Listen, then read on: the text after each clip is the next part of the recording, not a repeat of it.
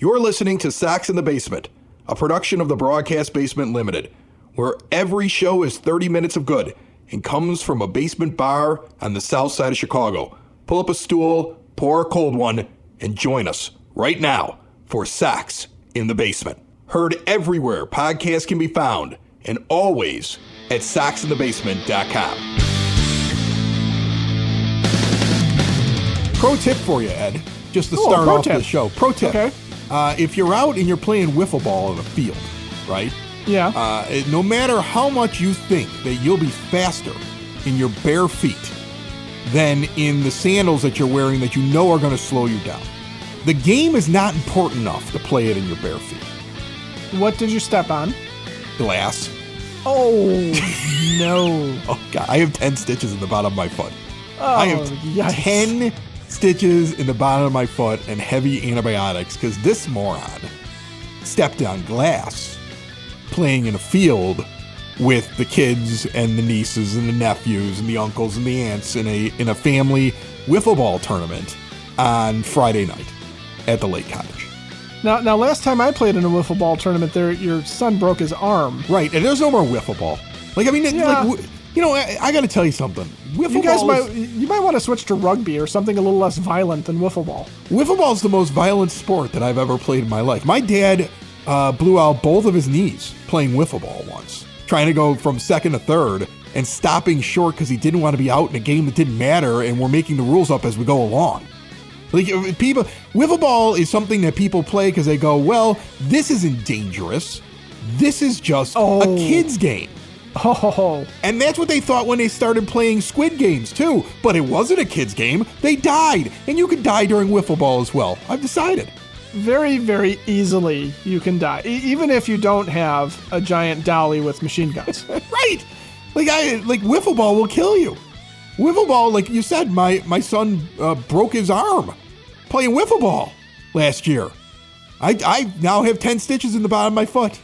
This is the second major injury. I pulled a calf muscle earlier in the year crossing the street, and now 10 stitches in the bottom of my foot playing wiffle ball. I'm never leaving the house again. So we got plenty of time to watch White Sox baseball and talk about it on Sox in the Basement, brought to you by Cork and Carry at the Park at 33rd and Princeton in the shadow of the ballpark. Indoor-outdoor seating, ballpark favorites, award-winning burgers at a great price, an amazing attentive staff, rotation of craft beers, spirits, wines, pregame, postgame, even in-game. Sit there and enjoy a game at the home for Sox in the Basement, Cork and Carry at the Park at 33rd and Princeton. See more at corkandcarry.com. You know what else they don't have at Cork and Carry? Deadly wiffle ball. Right. There's nowhere to play. Wiffle ball cannot infiltrate Cork and Carry at the Park. Right. It's been a year, man. It's been a year of just the dumbest injuries ever. And I'm not doing anything else. One of the things I'm most excited about is in September, I'm going to the Bourbon and Beyond Festival for 4 days. I'll probably die there because I'm going to leave the house. Really need to find a way to wrap yourself in bubble wrap. Yeah. I mean, I came back from Germany and was on antibiotics for like 2 weeks for a upper respiratory infection that I caught on the plane. And then as soon as that was over, stepped on glass. That's it. I'm the bubble boy. I'm the bubble boy.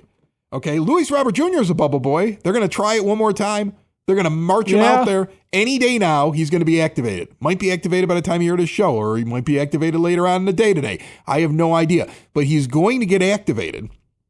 Sounds like before the All-Star break, which is, I mean, if you think about it, it's weird. If he was going to be a member of your team for a long time, right? You just give him till after the All-Star break in the season. You would let the hamstring be perfect. You wouldn't rush him back at all. You've got a break coming up, don't you? Like, why would you hurry him back? But in a lost season with a fan base that teeters on whether or not they want to buy your app and pay attention to it or just move on and find another thing to spend their entertainment dollar on, you've got a big weekend coming up with the 05 celebration going in to this. You're going to have big crowds. You're hoping he has a big weekend and kicks off the we're trading Luis Robert Jr. season for the next couple of weeks before the trade deadline, right? That's all there is to it. That is all there is to it. Because you're right. If this was Kyle Teal or Edgar Caro, nursing a hamstring. Okay, if this is Chase Meidroth nursing a hamstring, they would be given as much time as needed to make sure that there was not going to be any kind of re-injury, re-aggravation, or anything like that. But Luis Robert Jr. needs to be on the field, and he needs to be showcased. You asked me at the start, why is Josh Rojas in the lineup? And it occurs to me it's for the exact same reason. They want to see if there's anyone that will take anything and give you anything back for these guys. Because at this point, anybody who's not in the plans is just being showcased. Anybody who's not in the plans is just being put on display and saying, look what we have here. We have a Luis Robert Jr., could be an all-star someday. Not this year, but could be an all-star again someday. We have a Josh Rojas. Look at him. Remember, he's very flexible. A lot of positional flexibility. What would it take you to get you into a Josh Rojas this week? Like, what kind of deal can we make you for you to take this off the lot? Like, that's what's going on here. How are you fixed for Michael A. Taylor's? Right. Well, and here's the thing. You bring up a great point. This is something that has been vexing me. I've been vexed by the idea that you have Kyle Teal and Edgar Quero on your team. I've talked about this on the show. I'd like to see them both in the lineup more days than not. I understand every once in a while you got to give them a day off, but if one's catching, the other one could be a DH, and you haven't been doing that for a while. And now even with Montgomery up, you got Montgomery at short, you got Meidroth moved over to second. You've decided Vargas is the first baseman now with this configuration. And, I mean, you have been doing that for a good part of the year. And Rojas is going to stand over at third, and Sosa becomes the designated hitter. And you got to hope that that's because they're featuring people. Because after the trade deadline, I don't see a need for Josh Rojas to be playing every day over getting Kyle Teal and Edgar Quero as many at-bats as possible in their rookie season. And if you don't believe in Lenin Sosa, maybe you're featuring him. Maybe you're hoping somebody will sit there and say, I just need a bat. I just need a guy that can be a utility guy that can hit, a league average OPS and has a little bit of power. And I'm not really worried as much about the glove, and the Sox will flip him. Because with Meidroth, and if you really believe in Montgomery as a team, and you really believe in Vargas as a team, and you don't think that Sosa's good enough to play the field, because that's what you're saying right now by basically making him the DH, then maybe that's a guy that you're also moving. I'm really hoping it's featuring, because if after the trade deadline, I'm still seeing Edgar Quero playing every other day and Kyle Teal playing every other day, I don't know if that's the best thing for their development. Well, no, and it can't be. And you really have a decision you got to make with those guys anyway going forward, because as much as you'd like to sit here and say we've got a great 1A and 1B in terms of our catching tandem, the reality is that it's really hard for somebody to get any kind of rhythm going when they either are not in the lineup every day or when they're sitting very, very frequently. You need them both to be able to get going and get some sort of momentum and get a rhythm and a feel at the plate.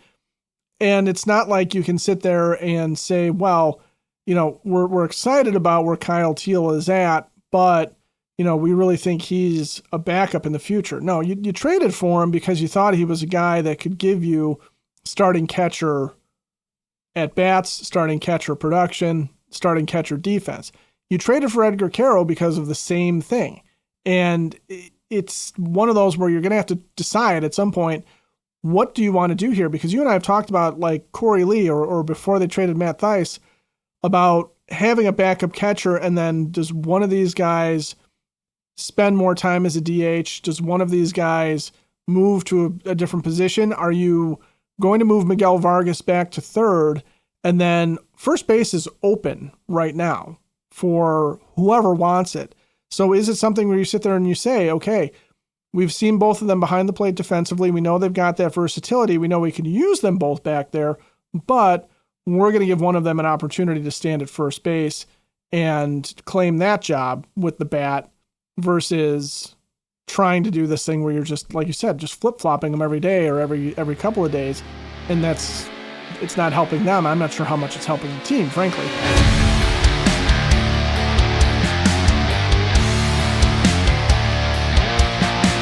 Sox in the Basement listeners, managing diabetes just got smarter and simpler with Hyatt Home Medical Equipment's AI-powered continuous glucose monitors. You get around-the-clock blood sugar insights, predictive alerts, personalized coaching, all delivered through tiny, comfortable sensors that replace the finger pricks. It's not just monitoring, it's proactive care designed to help you stay one step ahead. At Hyatt Home Medical Equipment, they provide more than just devices. They provide personalized onboarding, continuous education, and expert help navigating your insurance so you're never alone. So get over to hhme.com and see what Hyatt can do for you. Switch to a new age of life with Hyatt Home Medical Equipment. And you're right about the idea that the White Sox need to make a decision here with these two guys, because I just don't think that it makes sense to have one guy playing, then he's off, the other. There's no consistency. I mean, we talked about it for a long time with the guy that I brought up, that maybe he's getting featured or maybe they just want to keep him in the lineup. I don't know what they're doing with Lenny Sosa. If you don't think he's good enough to play the field, I agree with you. He's a butcher out there. But he needed consistency to get to the level he's at, Ed. He needed to have a regular spot in the lineup. He needed to go out and play every day. That's how he got past the blockage that a lot of prospects have, jumping from AAA to the major leagues, which is really, as everybody always says, who deals with prospects, the biggest jump they're going to make. You know, single A to double A is not a big jump. Double A to triple A is a little bit bigger. Triple A to the majors is a chasm. That's why most guys don't make it, no matter what they did in the minor leagues. And consistency in terms of playing time means a lot. It's why so many baseball teams in the last 10 years have taken a catching prospect, and because they had another guy that they wanted to catch every day, they go and they put that guy in the outfield or at first base to just get him consistent at bats until he's eventually ready to take over and be a high-level catcher. It's a tactic that's been used across Major League Baseball for at least the last decade. I always point to William Contreras. That's what they did with him in Atlanta. And then eventually he became the catcher that he was supposed to be. And then he got a ton of playing time when he goes, I think, to the Brewers is where he's at now. Right. And so, but he started there. And so it helped him get those consistent at-bats and be a contributor on the team he was on in the Braves, and eventually become a guy who's a high-caliber catcher. He's dealing with injury this year, or otherwise he'd be an all-star. Or at least somebody who would have been in consideration. I don't think he made it this year. But Kyle Teel was off to a hot start. Right now he's hitting 250 with a 704 OPS. And Edgar Caro's hitting 269 with a 671 OPS. And while those are, I guess, competent for catchers numbers, you could get so much more out of them. They're supposed to be so much more than that.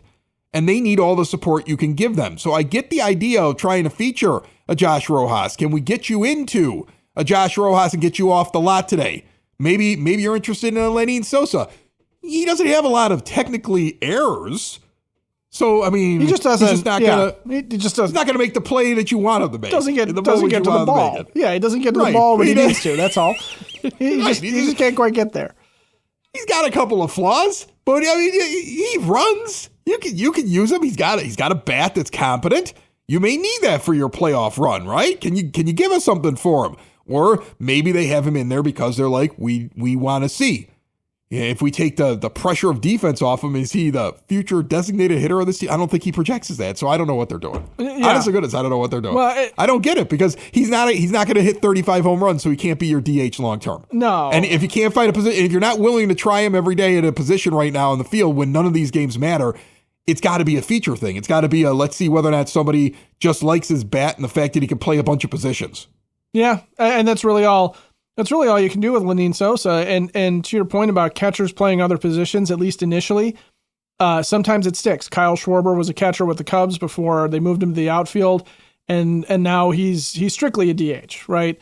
But Yanier Diaz with the Houston Astros spent some time where he was a first baseman and a DH, and Hunter Goodman for the Rockies spent some time in the outfield last year and is now their starting catcher. It's entirely possible and probable that if you were to give Kyle Teel an opportunity every day, if you were to give Edgar Caro an opportunity basically every day, that one of the things you would see is the power start to show up. Okay, that's been the big knock on them, is that they're not hitting for power. Well, some of that is natural strength, okay, and bat speed and things like that. Some of that is being able to barrel up the ball and also swing with the confidence to try and put a charge into it.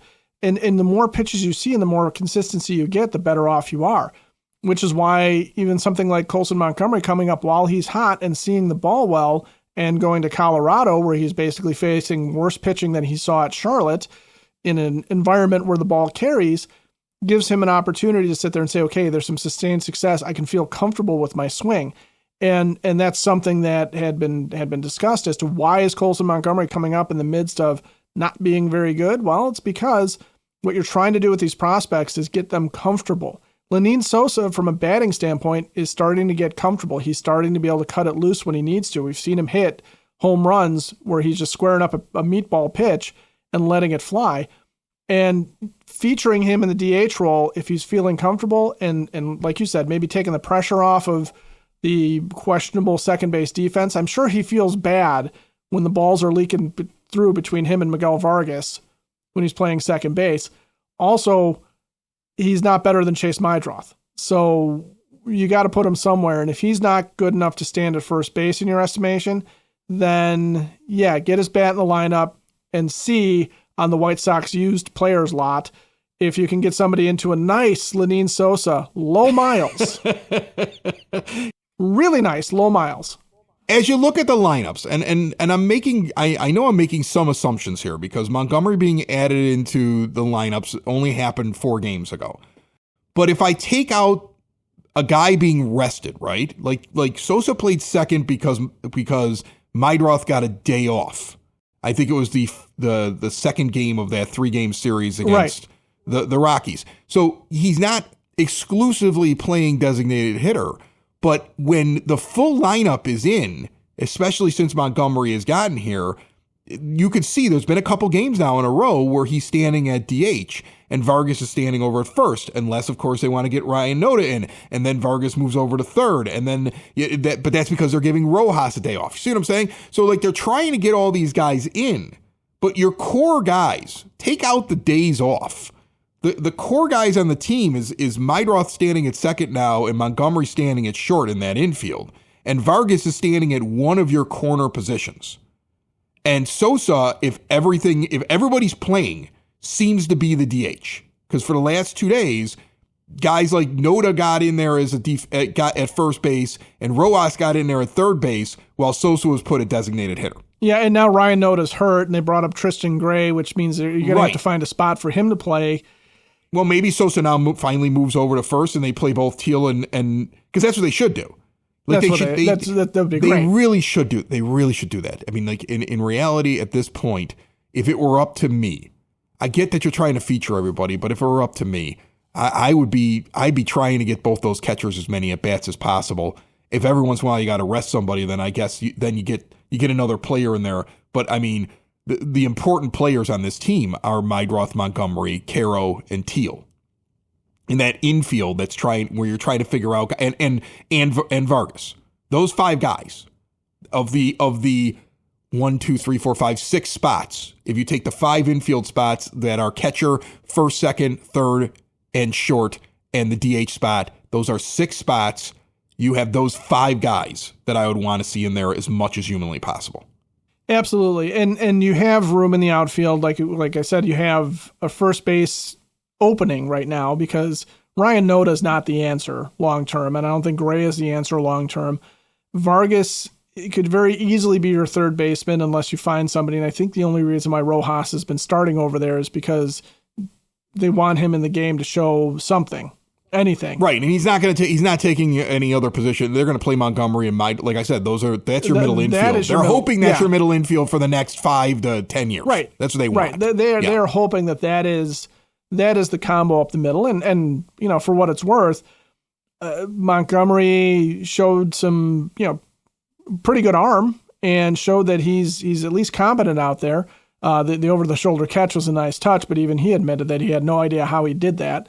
At least he's honest about it. But the other spot you have is outfield, and Vargas could be an outfielder. He's done it before, but I think they want him on the infield. I don't think you want to move a catcher to the outfield if you can avoid it. No, you don't want to do that. And you've already set up that Brooks Baldwin is, at least for right now, the center fielder in the event that Luis Robert Jr. is not on the team. And playing well. And he is playing very well, yeah. Robert Jr. is going to come back. And I think we talked about this. The idea that there's going to be a small period of time here where the experiment of move Brooks Baldwin into center field in AAA and then get him up here to the majors and let's see what he does in a very limited amount of time, because then Luis Robert Jr. is going to take that spot until they can move him.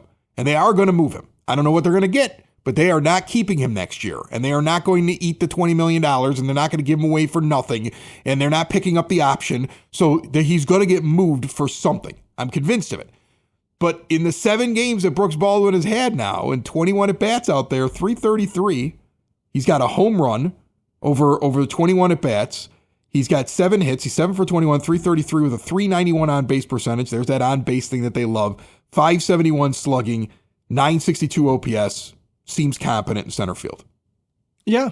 And am I wrong? Does he not seem competent in center field? I didn't see anything in watching him that would suggest otherwise. I haven't heard anything. Yeah. You know, you feel like there would have been, oh, Baldwin's a bum kind of chatter. But I mean, really, honestly, it's okay. So he is good enough to be a center fielder. And if he continues to hit like that, I don't know if he will, but if he continues to hit like that and produce offensively, then fine, you've got a guy there. And well, we talk about that all the time. The middle infielders convert sometimes to the outfield. Right. Very well. I mean, this goes back to the Chris Lanuti philosophy on drafting. I always say this to James Fox, who's going to be on the next show. We're going to talk about the draft that's actually coming up for the Sox this weekend. So he's going to come on from Future Sox, and we're going to kind of discuss not only what's going on in the minor leagues, what's really happening here with the projections and what this team has to do in the second half and what we're really supposed to be looking at and what we're going to be looking at next year and all that stuff. But he's heard this philosophy. I've told him this, and he doesn't dispute that it's a good philosophy. Draft shortstops and middle infielders, because guys like that convert well to all the other positions if they can hit. They're athletes. Because they have athletic talent. I have no doubt that a Brooks Baldwin can play a competent outfield. I feel like he's far more easily going to be converted to that than, say, if you had a first baseman, a third baseman, or a catcher that you were trying to move out into the outfield. Okay? Middle infielders, especially shortstops. I mean, that's what you want to find. In fact, a lot of second basemen are guys that just don't have the range to make the throw. So they sometimes have a problem playing out there in center field. But he might be athletic enough. In fact, I think of a center fielder that did not have the arm, but White Sox fans love him because he could play it defensively out there, was competent enough with a bat, and that's the one dog, Lance Johnson. Hey, he led the league in triples one year. So I mean, a couple of years. I think he did not have a great arm. No, I don't remember Lance having a great arm. Right? He did not have a great arm. He's one of those guys that probably could have been a second baseman and becomes really an outfielder. You know, because he had the range and he was athletic and he could make plays out there and he had speed and all those other things like that. You know, we've been watching Luis Robert Jr. in center field, and we've been saying to ourselves, well, this is great. We have a center fielder with the potential of hitting 35 to 45 home runs, even though we haven't really seen it consistently from him. And so this is amazing. You can play defense, he can hit, he can do all these other things, right, like that. But generally, you can get away with a Brooks Baldwin type in center field if you build your team properly, and in the corner outfield positions and the corner infield positions, you get your power there. That's traditionally what it is. And what the White Sox have not had is that power in the corners, because we've been watching Andrew Vaughn, who I'm sorry is not a power hitter. I know he hit a home run in his first at bat for the Brewers. Oh, one of my buddies texted me right after he hit the home run. He's like, Andrew Vaughn comes up and he hits a home run. And I'm like, he still sucks. That was my response, and I moved on with my day. And Gavin Sheets, even though he's having a renaissance here, those guys are not 30 home run guys. He's also sitting in the middle of a much better lineup and doesn't have all the pressure on him that the White Sox have, where they're like, guess what? You're going to be the cleanup hitter, Gavin. And he's not that. But that's what they need in right field. That's what they need out of a left fielder. That's what they need out of a third baseman or a first baseman or the DH position. Okay, that's where Eloy Jimenez, when he was showing that level of power as a DH, was an exciting guy as a DH or even as a left fielder, even though he was a train wreck out there, and it eventually, I think, ruined his career, him trying to play defense when he really shouldn't have. And that's why there was pressure on Andrew Benintendi to get more power out of his bat if he was going to live up to the contract, because he's not a base stealing threat necessarily. He's got to hit at least 20 home runs. That's where your power comes from. Having a second baseman or a center fielder is a luxury item if they are that kind of a power prospect, right? It's what you're looking for is the big burly dudes in the ends on the sides in the corners. Okay, that's where they don't have to move a whole lot, but when they get up to the plate, they can muscle one up, and that's where the Sox have been lacking, which is why, coming up in the draft, I'm hearing rumblings that they're looking for power bats, and it's like, well, okay, that makes some level of sense. Well, they just don't have it. Makes a lot of sense. It's going to take a while for those bats to make it here, and that's the thing, true. Because right, I mean, pitchers get here quicker than hitters generally.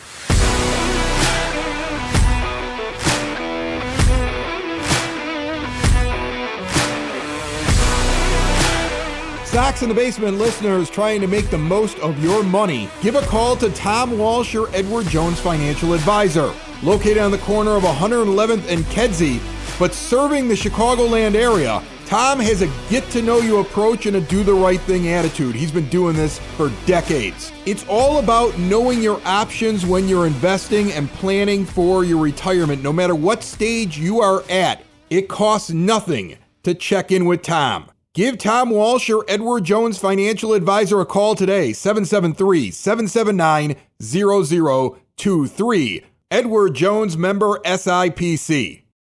Have you taken a look? I hate bringing it up.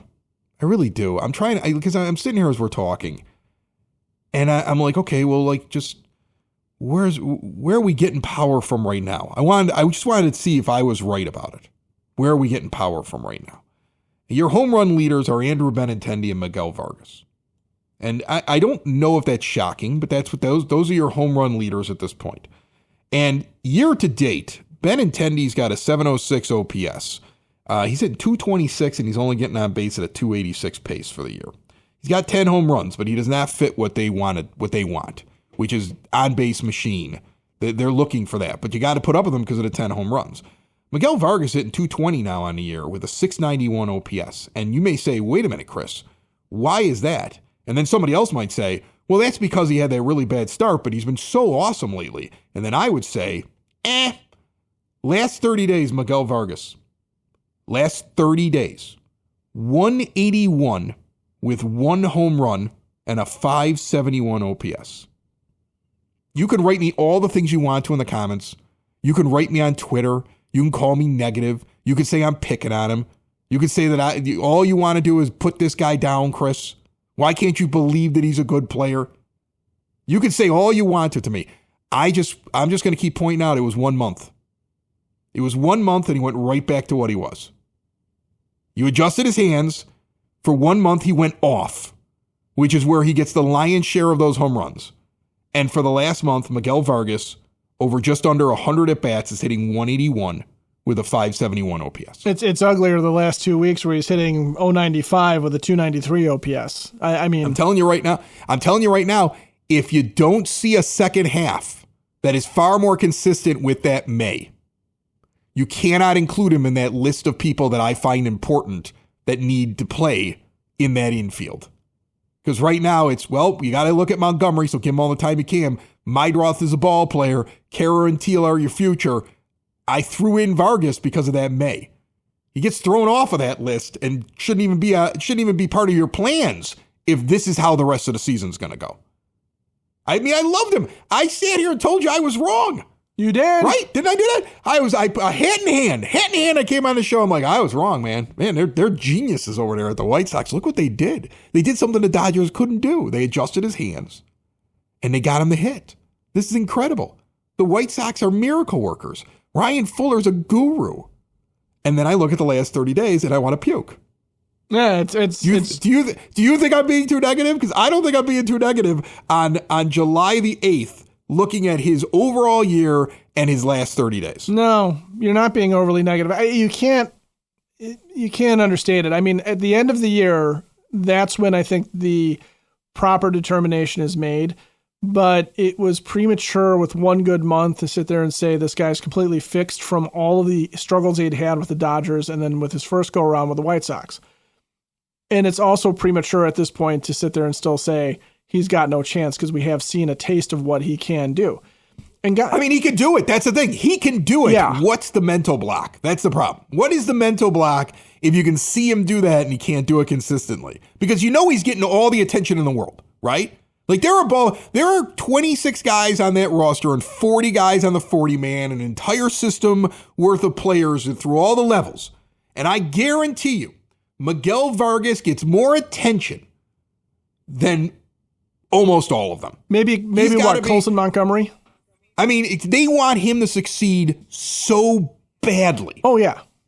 And he's getting all the attention in the world. There are guys right now that are trying to figure this all out, and somebody checks on him every once in a while. They're checking in on Miguel Vargas 4 times a day. They're trying to figure him out as much as they possibly can. And so that's the thing that scares me, because this guy's getting everything. Like, I mean, Montgomery got personalized training down in the minors and then a debut in Colorado against the Rockies, the worst team. And remember, he goes 0 in the first game. He makes a great catch. And I think he got on base with a fielder's choice, if I remember right. And then he goes out and he finishes off the series 5 for 10.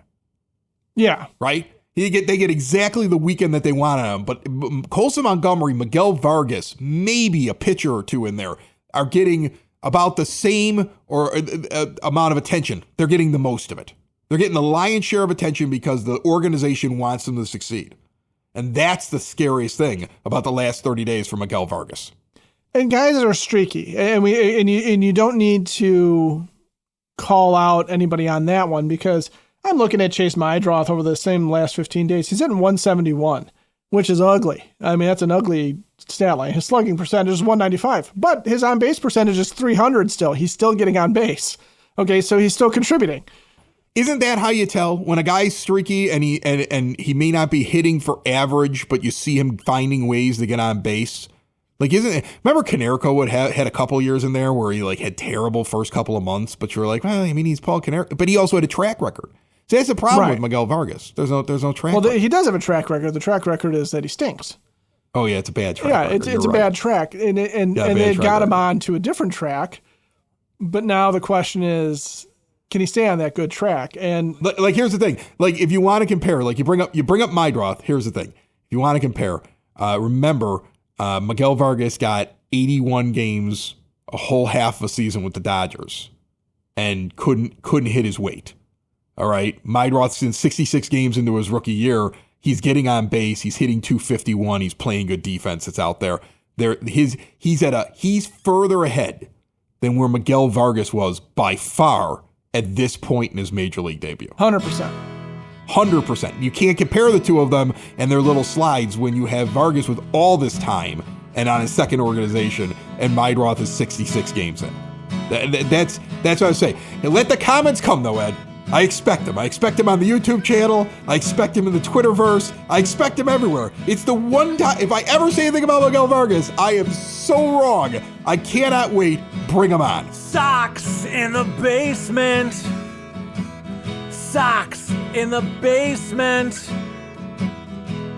Sox in the basement. Sox in the Basement. Heard everywhere podcasts can be found, and always on soxinthebasement.com.